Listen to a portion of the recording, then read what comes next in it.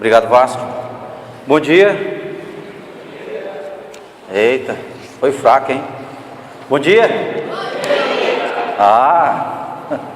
Com energia, disposição. Essa é uma marca registrada daqueles que adoram o Senhor. Gostaria de agradecer a presença de você que está nos visitando. É muito bom ter vocês aqui conosco. Irmãos que estão nos visitando de longe, lá de Londrina, no Paraná, já foi falado e sempre é bom falar o quanto é bom ter vocês aqui conosco.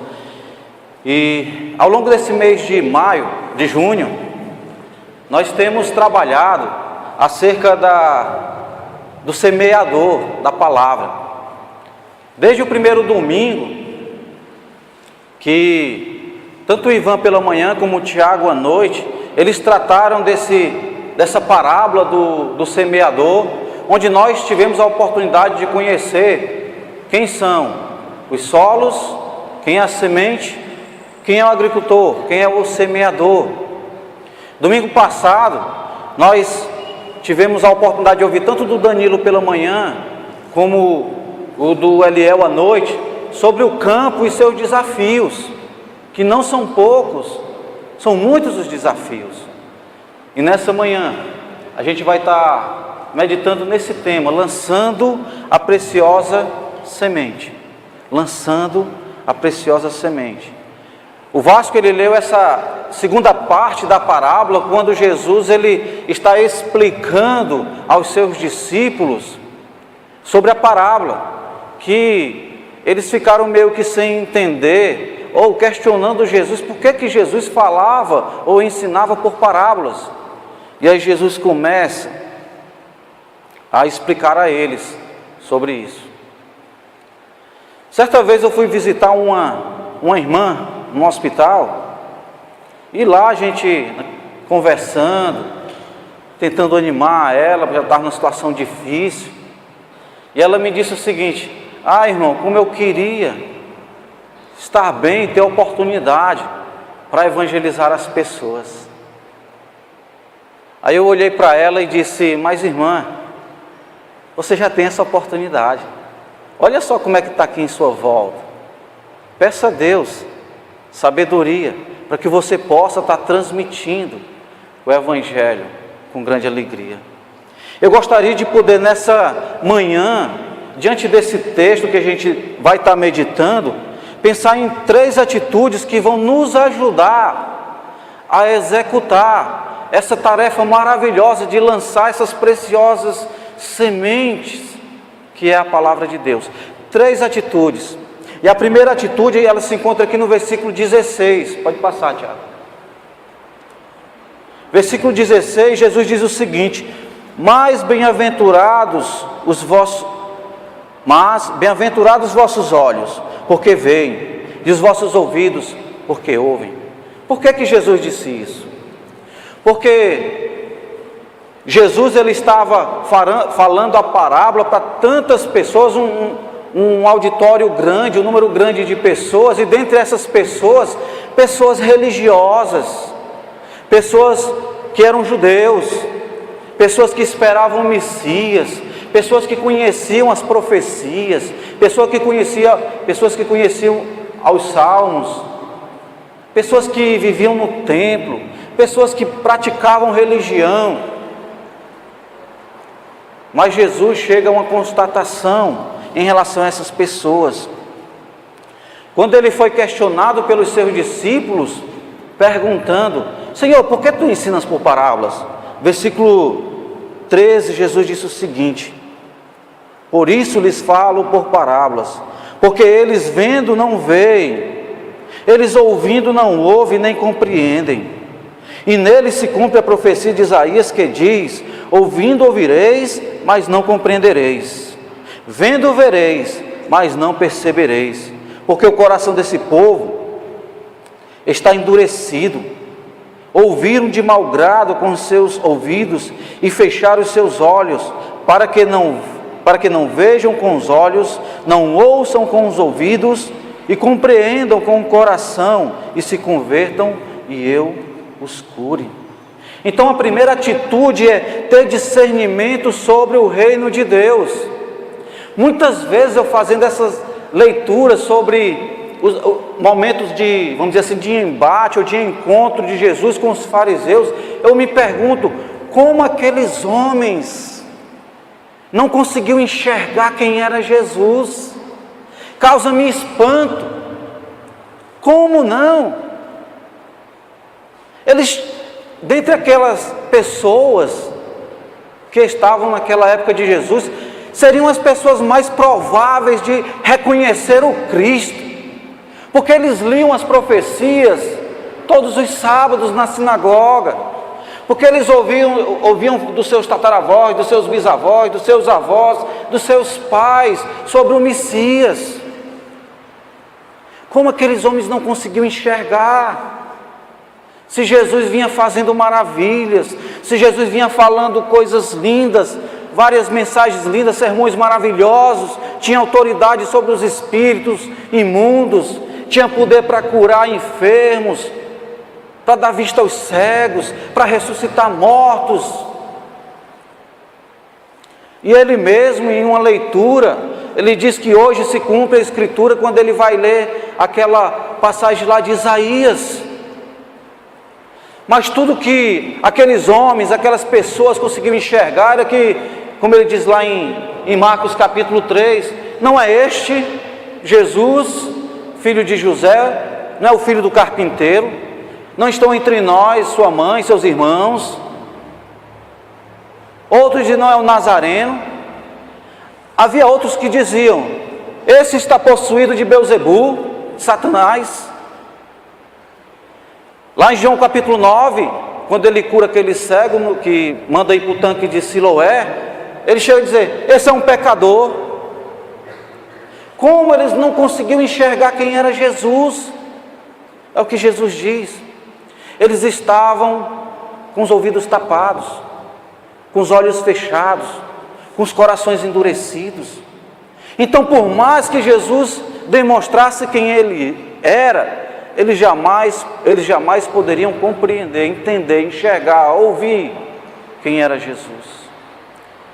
Mas me admira que um cego era capaz de clamar, Jesus, filho de Davi. Me admira que uma mulher samaritana era capaz de dizer, este afinal é um profeta. Pedro, o pescador, era capaz de reconhecer, este é o Cristo, filho de Deus. Natanael dizia, este é filho de Deus. Mas por que aqueles não reconheciam quem era Jesus? Por causa dessa falta de discernimento, de entendimento e de compreensão sobre as coisas de Deus, muito embora vivessem num religiosismo tremendo. Jamais seremos capazes de semear a boa semente sem que haja um pleno discernimento sobre o reino de Deus, irmão.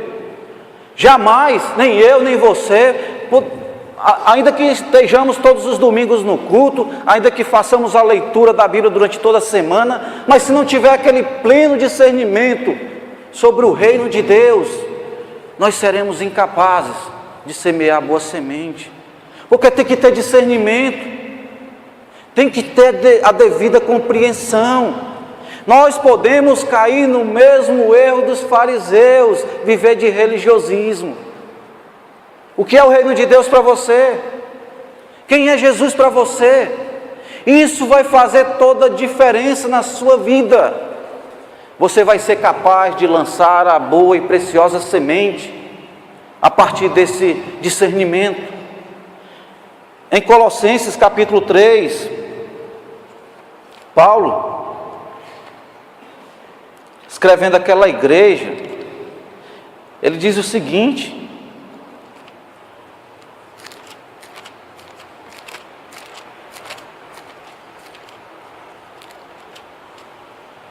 ele vai dizer, portanto, se já ressuscitastes com Cristo, ou seja, portanto, se você é uma nova criatura, se as coisas velhas já passaram e tudo se fez novo, portanto, se você tem um discernimento agora novo na tua vida, uma compreensão da vida, das coisas espirituais, é isso que Jesus está dizendo. Não é só, portanto, se vocês estão no culto no domingo, Portanto, se vocês estão lendo a Bíblia todo dia, portanto, não, é uma compreensão genuína das coisas espirituais. Ele vai dizer, portanto, se vocês estão assim, buscai as coisas que são de cima, onde Cristo está assentado à destra de Deus. Pensai nas coisas de cima e não nas daqui da terra, porque já estáis mortos e a vossa vida está escondida em Cristo Jesus. O pleno discernimento e compreensão das coisas do reino vai nos fazer sempre viver na dimensão do reino. Vai me dar a plena consciência do que é a dimensão material. Eu não vou nunca trocar o material pelo eterno, porque eu tenho uma compreensão das coisas, eu entendo o valor das coisas, eu tenho discernimento a respeito do reino, e isso vai me dar poder para lançar a boa semente, isso vai me dar disposição para lançar a boa semente, isso vai me dar prazer. Eu quero ver as pessoas também desfrutando dessas bênçãos espirituais, da qual eu tenho desfrutado, então eu não vou poder me calar. Atos capítulo 4, versículo 19 e 20, quando Pedro é levado diante do Sinédrio, e lá as autoridades do Sinédrio dizem, pare de falar de Jesus, e Pedro diz, olha, nós não podemos deixar de falar do que temos visto e ouvido. Por quê? Porque para eles compreendiam, eles tinham um discernimento acerca do reino, dessa realidade espiritual, da vida espiritual. Irmãos, não perca essa visão, essa compreensão, não permita os seus olhos ficarem fechados, espiritualmente falando, os seus ouvidos tapados, espiritualmente falando, o seu coração endurecido. Permita o Espírito Santo que habita em vocês trazer esse discernimento. A palavra da qual nós nos alimentamos todo dia nos traz esse discernimento, essa compreensão das coisas celestiais do reino de Deus. A partir dessa compreensão, nós vamos ter potencial para lançar a boa semente. Mas aí vem uma segunda atitude, versículo 18 a 23.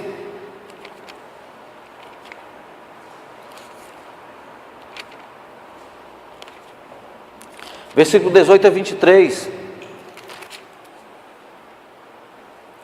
Escutai, pois, a parábola do semeador. Ou seja, vocês estão vendo, vocês estão ouvindo, estão de coração aberto, pois então, escutem. Ouvindo alguém a palavra do reino e não a entendendo, veio o maligno e arrebata. Versículo 20. Porém, o que foi semeado entre os pedregais é o que ouve a palavra e logo recebe com alegria, mas não tem raiz em si mesmo, antes é temporão. Então, chegada a angústia e perseguição por causa da palavra, logo se ofende. O que foi semeado entre os espinhos é o que ouve a palavra, mas os cuidados desse mundo e a sedução das riquezas sufocam a palavra e fica infrutífero. 23. Mas o que foi semeado em boa terra é o que ouve, ouvido aberto, e compreende, coração aberto, e dá fruto, e produz 100, outro 60, outro 30 por 1. Então a segunda atitude é não fazer distinção de vidas, ou seja, de solos, para semearmos a palavra. Uma vez que nós temos compreendido essa palavra, provavelmente o nosso solo ele estava bem preparado, bem adubado, pronto para receber essa palavra, e nós recebemos, ouvimos de bom grado, nos alegramos com essa palavra, permitimos com que a semente pudesse penetrar, e que essa semente pudesse produzir, crescer e produzir frutos. Consequentemente, a gente vai estar semeando também essa semente da palavra.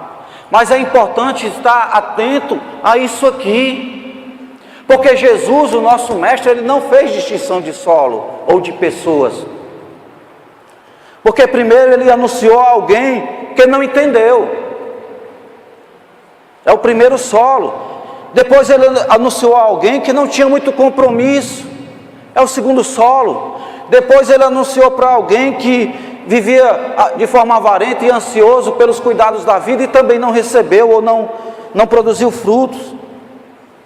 Mas finalmente, ele anunciou para uma quarta pessoa, um tipo de solo, e produziu frutos. Precisamos olhar o exemplo de Jesus nesta parábola. Provavelmente, eu fico imaginando as pessoas críticas que estavam ali perto de Jesus, Jesus contando aquela parábola, e provavelmente na mente daquelas pessoas que estavam dizendo assim: que semeador estúpido, que semeador louco, irresponsável, desleixado, uma semente é tão rara e tão cara, como é que ele deixa cair semente numa calçada? Como é que ele deixa cair semente entre as pedras? Como é que ele deixa cair semente entre os espinhos? Que absurdo esse semeador, que loucura, parece que ele não entende o valor das coisas.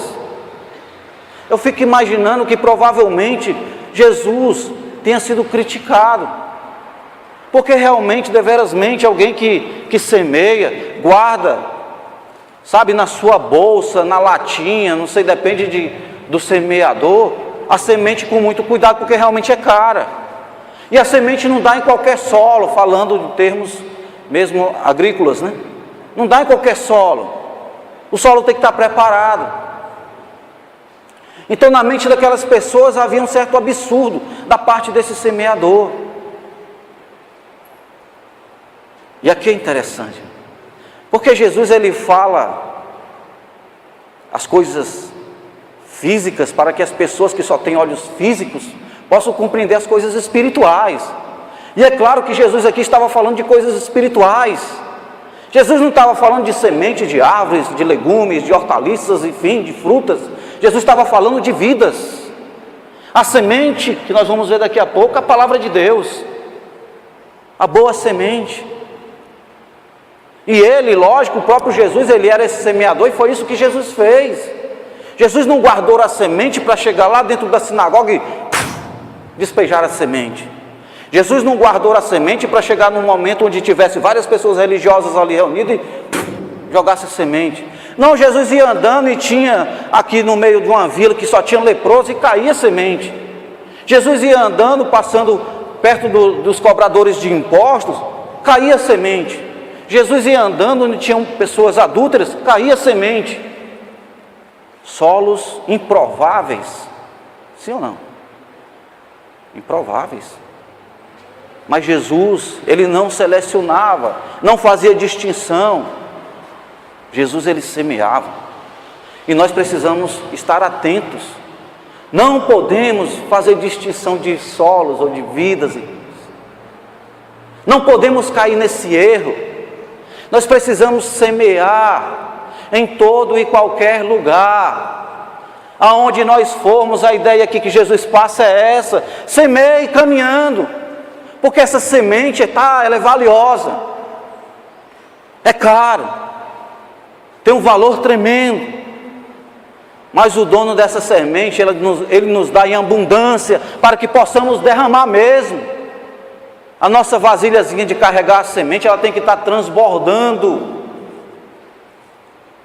E aqui, falando de forma figurada, o Espírito, nós precisamos estar cheios do Espírito e da palavra, para que ela possa transbordar, e aí vai cair pelo caminho, vai cair entre as pedras, vai cair entre os espinhos, vai cair no bom solo. O que importa?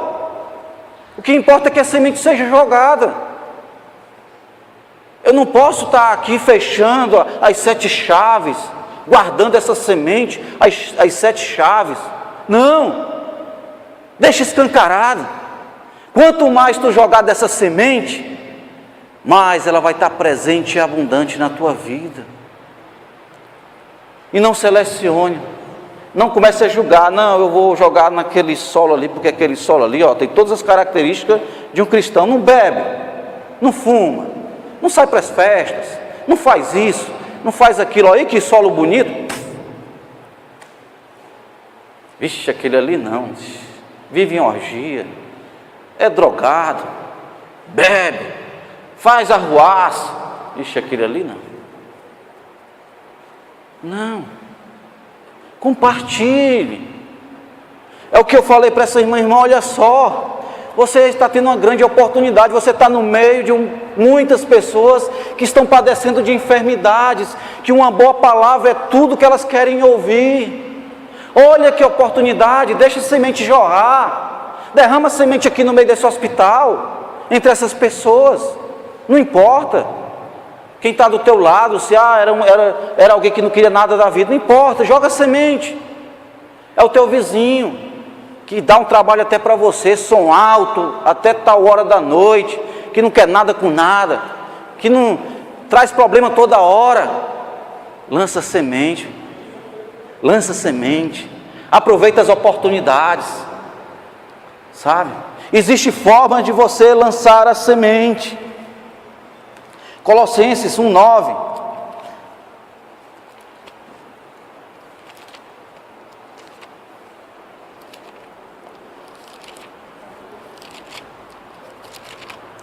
Paulo diz o seguinte: por esta razão, nós também, desde o dia que ouvimos, não cessamos de orar por vós e de pedir que sejais cheios do conhecimento da sua vontade, em toda sabedoria e inteligência espiritual, em algumas traduções, discernimento. Quando nós somos cheios do Espírito, desse conhecimento e com discernimento espiritual, irmãos, aonde nós estivermos, a semente vai cair. Ela vai ser lançada, ela vai cair no solo e deixa Deus agir. Deixa Deus agir. Eu conheço pessoas que soltam a semente num simples cumprimento a uma outra pessoa, num bom tratamento com outra pessoa, no exemplo da vida dela, no que ela faz no seu dia a dia. Não precisa você colocar um púlpito na frente da sua casa e sair pregando para os seus vizinhos. Tudo bem, quer fazer isso, faça. Desde que essa pregação esteja acompanhada com as atitudes. Porque mais importante é as atitudes. São as pequenas atitudes no dia a dia, entre os nossos vizinhos, entre os nossos colegas de trabalho, entre os nossos colegas de faculdade, de escola. É aí onde a semente ela vai produzir. É muito fácil jogar a semente num solo como esse. Você está aqui porque você quer ouvir a palavra de Deus, é ou não é? Você está aqui porque você tem prazer de estar. É muito fácil. E muitas vezes nós guardamos as 7 chaves da nossa semente para quando chegar aqui na igreja, lançar a semente. Sigamos nós o exemplo de Jesus. É em todo lugar, em toda hora, em todo tipo de solo. Esquece a estratégia aí dos agricultores que tem que arar, tem que plantar, tem que achar um solo adequado, um tipo de solo adequado. Não, faça como Jesus. Lança a semente. Lança a semente. Porque é Ele que produziu a terra, é Ele que produziu todas as coisas, então Ele vai saber, no devido tempo, produzir vida, onde essa semente foi lançada. Cabe a nós lançar a semente. Terceira atitude, precisamos ser dedicados à seara. Lógico, Mateus capítulo 9, como Danilo falou domingo passado, Jesus de forma imperativa, Ele diz: orai para o Senhor da seara, para que vos mande trabalhadores, porque a seara é grande e os trabalhadores são poucos. Então esses poucos que eu espero estar incluído, e eu penso que eu estou incluído, e você também está, nós precisamos ser dedicados, porque já pensou uma seara grande, cheia de trabalhador, molenga, e o sol está quente, estou cansado, hoje eu amanheci com a dor nas costas, dá não, viu, amanhã eu vou trabalhar. Já pensou? No grupo que eu trabalhei, no Pão de Açúcar, tinha um lema. Eu entendo que esse lema era dentro do propósito deles, mas se aplica a nós. Eram os chamados poucos e bons. Não adianta ter muitos, pode ter poucos, desde que esses sejam bons. Na seara do Senhor, nós precisamos ser os bons, não bons porque somos os bonzãos, não. mas boas no sentido de trabalhar, de executar a tarefa a qual nos foi pedida pelo Senhor. Lançar a boa semente, irmão. O que é que tem nos prendido, tem nos impedido de lançar, de pôr em prática, de trabalhar nessa seara? Que tipo de trabalhador tem sido eu, trabalhadora, nessa seara? Será que em algum momento nós paramos para refletir, mas Senhor, me perdoa, eu tenho retido a semente, eu tenho me esquivado de lançar a semente, eu tenho me omitido, eu tenho me escondido, eu tenho sido falho. Esse é um tipo de oração ao Senhor da seara. Muitas vezes nós oramos, Senhor, possa mandar, vai Senhor, manda gente. Manda a mim, Senhor. Se eu estou na seara, eu digo, Senhor, me ajuda, me desperta, me dá forças, me dá disposição, me dá intrepidez. Eu não tenho dúvida que Deus vai te dar, meu. Saia da zona do conforto. Cristianismo não é um paraíso. Cristianismo não é colônia de férias. Cristianismo verdadeiro, não é só o religiosismo não. Ser cristão, o ser discípulo de Jesus, não é colônia de férias. Afinal, muitas vezes a metáfora que é feita da vida do cristão é de que estamos numa, o quê? Nós estamos numa guerra. Você já viu alguém tomando suco de laranja numa guerra, diante dos inimigos? Peraí, vou tomar um suco de laranja aqui. Não, o sol está tão bom, deixa eu aproveitar esse sol. Não, vou dar um mergulho. Não, é guerra, é atento, é diligente, é esperto, é pronto para tudo, é disposto a tudo para preservar a sua vida, é uma guerra. Então a gente precisa, Senhor, me tira dessa zona de conforto. Senhor, a seara é grande realmente. Muda alguma coisa aqui dentro para que eu possa realmente arregaçar as mangas e poder trabalhar. Nós precisamos parar de querer somente ser servidos. Não é esse o exemplo que Jesus nos deu. Lembra João 13? Toalha na mão, bacia e serviço. Serviço. O problema é que muitas vezes nós temos a toalha na mão e a bacia, mas nós passamos para o outro. Lava aí meu pé. Não foi assim que Jesus fez. A bacia na mão e a toalha na mão é para mim usar. Não é para mim dizer para o outro, lava aí meu pé, então lava o pé daquele outro. É minha a bacia e a toalha. Se o mestre, sendo o Senhor, Ele deu o exemplo de serviço. Ele disse que o Filho do Homem não veio para ser servido, mas para servir e dar a vida em favor de muitos. Por que que eu vou estar no reino de Deus na posição de ser servido e de que muitos dêem a vida por mim? É o contrário. Por mais que talvez a pessoa do teu lado não faça, faça você. No reino eu não sou chamado para cobrar que os outros façam. Eu sou cobrado para mim fazer. Cobrado no bom sentido, desafiado por Deus, chamado por Deus para fazer.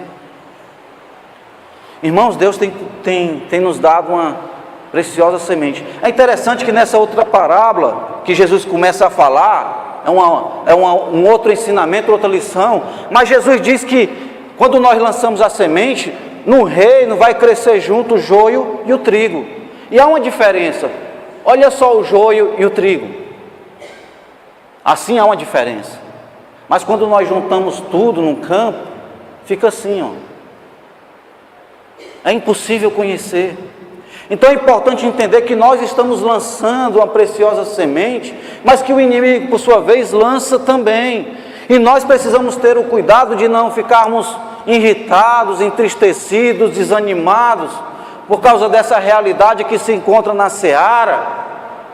É importante nós entendermos que somente Deus terá o discernimento e o poder de poder separar, sem trazer nenhum dano, o joio do trigo, O nosso papel é semear, o nosso papel é falar do Evangelho, é pregar a palavra e deixar com que Deus possa fazer a grande, maravilhosa colheita.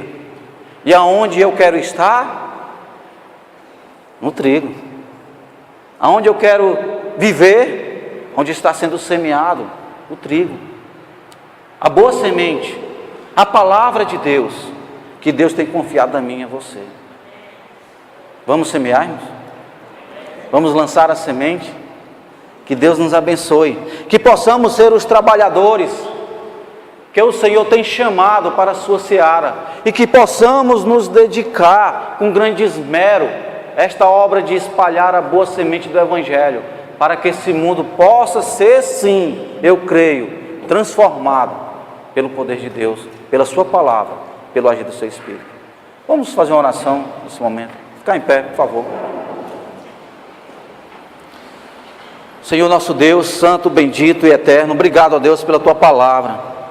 Muito obrigado a Deus por teu filho amado, ele ter de forma tão inteligente, tão esplêndida, Senhor Deus, trazer ricos ensinamentos para as nossas vidas. Ai de nós, se nos limitássemos somente aos ensinamentos desta vida. Louvado seja o teu nome, que o Senhor nos trouxe, ó Deus, toda uma realidade espiritual, para que possamos viver, embora aqui nesse mundo material, uma realidade espiritual que é patente aos nossos olhos, aos olhos daqueles que espiritualmente estão abertos. Muito obrigado por isso, Pai, eu te rogo em nome de Jesus, traz esse discernimento para cada um dos teus servos aqui presentes, Pai. Oh, Senhor Deus, abre os olhos, abre os ouvidos, aquebranta o coração, traz discernimento, traz compreensão. Senhor, nos ajuda a não fazermos distinção entre os solos, entre as pessoas, mas lançar sempre essa preciosa e maravilhosa semente que um dia foi lançada em nossos corações, Pai. E que assim possa continuar produzindo frutos a 100, a 60, a 30 por um, conforme a tua vontade e o teu querer. Que a tua igreja, Senhor Deus, que se reúne aqui, que o teu povo que se chama pelo teu nome, possa para a tua honra e glória crescer dia após dia, em nome de Jesus. Amém.